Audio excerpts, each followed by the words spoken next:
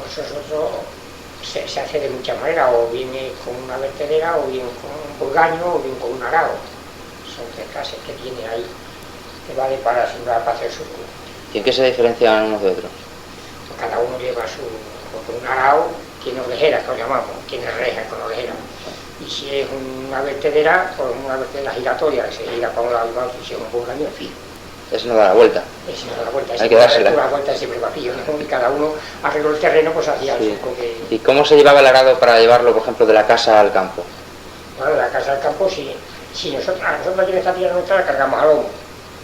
Pero si está cerca, le hacía un gancho con la misma bestia enganchado, le hacía un gancho de madera, como se ve así, lo ponías en el medio y raca, que lo llevasen arrastrando. Arrastrando, pero que no pegara la reja en el suelo, ¿no? No, iba siempre en dos palos así y otro atravesado tres.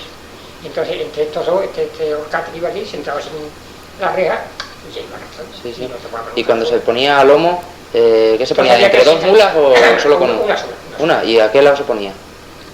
Bueno, te tenías que arreglar siempre, a un lado ponías el peso siempre en el yugo y al otro lado el arao o la vertedera que llevaba para que hicieran un... Pero daba igual poner en a un un sitio. lado que no, le daba lo mismo.